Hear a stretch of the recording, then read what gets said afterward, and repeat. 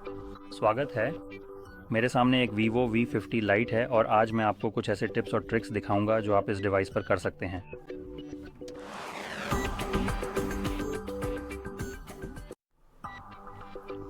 तो शुरू करने के लिए चलिए अपनी सेटिंग्स खोलते हैं और यहाँ हम डिस्प्ले एंड ब्राइटनेस में जाएंगे। लीजिए, हो गया।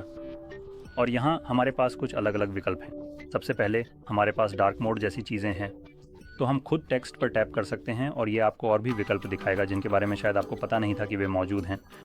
तो हम इसे हमेशा के लिए ऑन कर सकते हैं इस तरह, या आप इसे ऑन टू ऑन और ऑन ऑफ पर भी सेट कर सकते हैं, या तो सूर्यास्त से सूर्योदय के आधार पर या एक कस्टम टाइमर के अनुसार, जिससे यह अपने आप डार्क से लाइट मोड में बदल जाएगा और आपको कुछ भी करने की ज़रूरत नहीं होगी। और अगर आप सोच रहे हैं कि क्यों, तो ये एक काफ़ी अच्छी सुविधा है। उदाहरण के लिए रात के समय डार्क मोड रखना लेकिन दिन में लाइट मोड होना, जो खासकर गर्मियों में देखना थोड़ा आसान होता है। अगला, अगर हम नीचे स्क्रॉल करें तो हमारे पास है कहाँ है यह स्क्रीन रिफ्रेश रेट, और हमारे पास इसके लिए कुछ विकल्प हैं।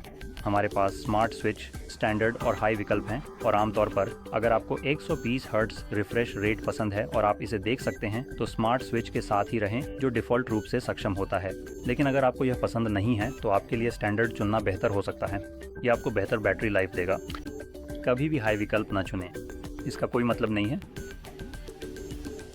अब अगला, मुझे वापस जाना है और अब हम वॉलपेपर या होम स्क्रीन, लॉक स्क्रीन और वॉलपेपर पर जा सकते हैं। और ये एक सामान्य सेक्शन होगा जहां आप अपने डिवाइस को कस्टमाइज़ कर सकते हैं। तो हमारे पास वॉलपेपर और पूरे थीम्स जैसी चीज़ें हैं, लेकिन हमारे पास ऑलवेज़ ऑन डिस्प्ले भी है, जिसे आप यहां से ऑन कर सकते हैं अगर आप इसका इस्तेमाल करना चाहते हैं। मैं इसका स्टाइल भी बदल सकता हूँ, तो आप इसे कस्टमाइज़ कर सकते हैं और अन्य चीज़ें भी कर सकते हैं। और हमारे पास लॉक स्क्रीन सेटिंग्स भी हैं। तो यहाँ हमारे पास ये विकल्प है कि क्या है यह लॉक स्क्रीन वॉलपेपर को थीम के आधार पर बदलना।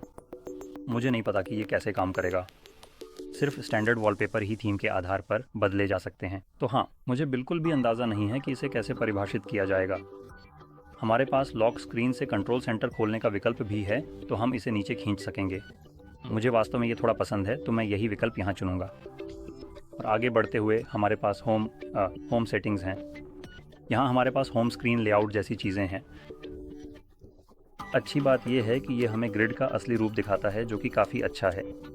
मुझे ये छोटा पसंद है, तो मैं यही विकल्प चुनने वाला हूँ।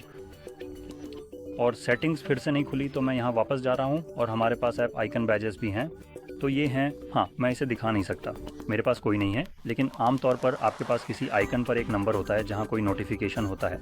मूल रूप से यही है। आप इसे बदल सकते हैं या आप इसे विशिष्ट एप्लीकेशनों के लिए अक्षम भी कर सकते हैं। और अगर आपको ये पसंद नहीं है तो आप इसे पूरी तरह से बंद भी कर सकते हैं। और हमारे पास डॉट या नंबर का विकल्प भी है। अगला, हमारे पास यहाँ सिंपल मोड भी है। ये उन लोगों के लिए है जिन्हें दृष्टि संबंधी समस्या है, या बुजुर्ग लोगों के लिए। यह सब कुछ बहुत ज़्यादा बड़ा कर देता है, जैसा कि आप देख सकते हैं। तो हमारे पास यहाँ कैलेंडर जैसी चीज़ें हैं जो लगभग स्क्रीन के 1/4 हिस्से जितना बड़ा है। Dialer, messages, contacts, albums, camera और माय मैनेजर, जिसके बारे में मुझे कोई जानकारी नहीं है कि वह क्या है। तो ये उन लोगों के लिए बहुत अच्छा होगा जिन्हें स्मार्टफ़ोन इस्तेमाल करने में दिक्कत होती है, क्योंकि यह उन्हें केवल सबसे बुनियादी विकल्प ही दिखाता है जिनकी उन्हें शायद ज़रूरत हो।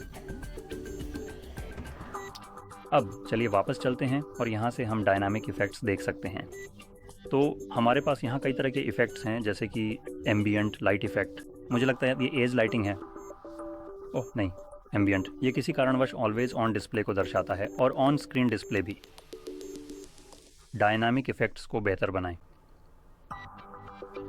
दिलचस्प है, हमारे पास एक वेदर बैकग्राउंड है। ये है, और ये वास्तव में डिफ़ॉल्ट रूप से सक्षम होता है। अगर आप नहीं जानते कि यह क्या है, तो मूल रूप से, उदाहरण के लिए, जब बारिश हो रही होती है तब बैकग्राउंड पर ऐसा लगता है जैसे बारिश हो रही हो, या कुछ ऐसा ही। ये वही है। कभी कभी यह परेशान कर सकता है अगर आपके डिवाइस की कोई खास लुक हो। अगर आपको ये पसंद नहीं है तो आप इसे बंद भी कर सकते हैं। कुछ और वाकई में दिलचस्प है। तो हमारे पास यहाँ फिंगरप्रिंट एनिमेशन है। मेरा मानना है फिंगरप्रिंट आइकन, हाँ, आइकन एनिमेशन। तो अगर आप फिंगरप्रिंट का इस्तेमाल करते हैं तो आप इसे यहीं से बदल सकते हैं। किसी कारणवश ये कस्टमाइजेशन सेक्शन में नहीं है, लेकिन मान लीजिए यहाँ है। तो अब आपके पास कुछ अलग अलग विकल्प हैं। हमारे पास एक रंगीन विकल्प भी है, और हैरानी की बात है कि इसमें कोई ऑफ विकल्प नहीं है। कुछ फ़ोन में ऐसा होता है कि उसमें कोई भी एनिमेशन नहीं होता। अगर आपको ऐसा क्लीन लुक पसंद है, मैं इसे ऐसे ही रहने दूंगा। ठीक है, वैसे भी मेरे पास कोई फिंगरप्रिंट नहीं है। हमारे पास अन्य एनिमेशन भी हैं, जैसे चार्जिंग। अगर आप इसे प्लग इन करते हैं तो आप उसे भी बदल सकते हैं। फिर से शायद इसे कस्टमाइजेशन सेक्शन में रखना बेहतर होता बजाय इसके कि यहाँ हो, लेकिन आप मूल रूप से कई अलग अलग लुक्स को कस्टमाइज़ कर सकते हैं, जैसे कि वे सामान्य चीज़ें जो आप आमतौर पर कस्टमाइजेशन सेक्शन में देखते हैं। अब चलिए नोटिफिकेशन और स्टेटस बार देखते हैं। और यहाँ हमारे पास स्टेटस बार है और हमारे पास नोटिफिकेशन मेथड्स हैं। तो हम चुन सकते हैं कि नोटिफिकेशन यहाँ कैसे दिखाए जाए। आमतौर पर एक बार में 3 नोटिफिकेशन दिखाई देते हैं, और अगर 3 से ज़्यादा हैं तो उसके बाद 3 डॉट्स आ जाते हैं। तो आप एक आइकन रख सकते हैं या फिर एक नंबर दिखा सकते हैं। फिर यह आपको केवल एक नंबर दिखाएगा और जितनी भी आपकी नोटिफिकेशन है वह संख्या दिखाएगा, जो मुझे व्यक्तिगत रूप से पसंद है। इससे मुझे ये स्पष्ट रूप से पता चल जाता है कि मेरे पास कितनी नोटिफिकेशन है, बजाय इसके कि हाँ, मेरे पास कुछ खास ऐप्स के लिए 3 हैं और बाकी जितनी भी हैं उन्हें देखने के लिए नीचे खींचना पड़ता है। तो हाँ, अब हम इनमें से कुछ नोटिफिकेशन को खास ऐप्स के लिए यहीं से डिसेबल भी कर सकते हैं। दुर्भाग्यवश यहाँ पर ऐसा लगता है कि हमारे पास वह विकल्प नहीं है कि हम स्टेटस बार के वे आइकन छुपा सकें जो आमतौर पर यहाँ होते हैं, जैसे कि उदाहरण के लिए NFC। ये थोड़ा निराशाजनक है। और आखिरी चीज़ जो मैं दिखाना चाहता हूँ वह है यहीं पर, हाँ, सिस्टम मैनेजमेंट और सिस्टम नेविगेशन। यहाँ हमारे पास 2 अलग अलग नेविगेशन तरीके हैं। हमारे पास बटन और जेस्चर दोनों विकल्प हैं। मैं अब तक पूरे समय जेस्चर का इस्तेमाल कर रहा हूँ, लेकिन मैं ये बताना चाहता हूँ क्योंकि जेस्चर के लिए ख़ास तौर पर थोड़े और विकल्प मौजूद हैं। तो सबसे पहले जल्दी से करने वाली चीज़ें, जैसे सर्च के लिए सर्कल बनाना। मैं आखिरी वाले से शुरू कर रहा हूँ क्योंकि खैर ये 1 सेकंड में समझ में आ जाएगा। अगर आप नहीं जानते कि सर्च के लिए सर्कल क्या है, तो ये वास्तव में एक बहुत अच्छा विकल्प है जो मुझे व्यक्तिगत रूप से बहुत पसंद है। ये तब होता है जब आप नीचे वाले इस हिस्से को दबा कर रखते हैं, और मुझे नहीं पता कि यह काम करेगा या नहीं क्योंकि मेरे पास नेटवर्क या किसी भी तरह की कनेक्टिविटी नहीं है। हम साइन इन करेंगे। ओह हाँ, ये काम करता है। तो जब आप इसे दबा कर रखते हैं तो ये आमतौर पर ऐसा दिखता है जैसे कि यह। तो जब आप इसे दबा कर रखते हैं तो ये ऐसा करता है। और यहाँ से आप उदाहरण के लिए किसी क्षेत्र से टेक्स्ट देख सकते हैं। आप टेक्स्ट को चुन सकते हैं और उसे उन क्षेत्रों से कॉपी कर सकते हैं जहाँ आप पहले कभी ऐसा नहीं कर सकते थे। आप इसे उदाहरण के लिए किसी इमेज को देखने और उस पर क्लिक करने के लिए भी इस्तेमाल कर सकते हैं। तो अगर मैं वही करता हूँ लेकिन बस कहीं क्लिक करता हूँ तो ये उस क्षेत्र को हाईलाइट करने की कोशिश करता है।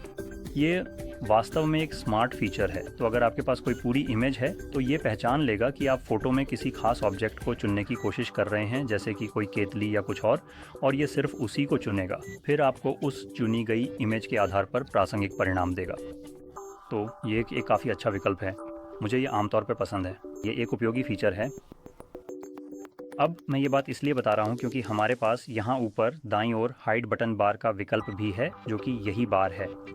जब आप ऐसा करते हैं तो गूगल ने अभी तक ये नहीं समझा है कि आप बस उस खाली जगह को दबा सकते हैं जहाँ पहले बार था और ये फिर भी काम करेगा। नहीं नहीं नहीं, वो बहुत जटिल है, क्योंकि जब आप हाइड बार सक्षम करते हैं तो ये अपने आप सर्कल टू सर्च को बंद कर देता है, क्योंकि आप इतने समझदार नहीं हैं कि जान सकें कि जब आप अपनी बार को दबा रहे थे तो यहाँ एक फीचर था। मैं ये भी बताना चाहता हूँ कि यह पूरी तरह से एक वर्चुअल बटन है। अब ये बस छुपा हुआ है। इसकी कार्यक्षमता बिल्कुल वैसी ही है। ऐसा काम करने का कोई कारण नहीं है और ये बस गूगल की सोच है कि लोग बिल्कुल बेवकूफ़ हैं और वे अदृश्य बटन को संभाल नहीं सकते। हालांकि मैं ये बताना चाहता हूँ कि आप इस बार को अदृश्य बना सकते हैं और ये फिर भी काम करेगी। या खैर, ये वाला भी, ये अदृश्य है और फिर भी काम करता है। तो गूगल की तरफ से ये बेवकूफ़ी है ये मानना कि ओह नहीं, सर्कल टू सर्च अदृश्य है, मैं कैसे जानूँगा कि ये कहाँ है। उसी तरह जैसे मुझे पता है कि होम जाने के लिए बटन कहाँ है। तो हाँ, मैं बस यही बात बताना चाहता था। और हाँ, बस इतना ही था। तो अगर आपको ये वीडियो मददगार लगी हो तो लाइक करें, सब्सक्राइब करें और देखने के लिए धन्यवाद।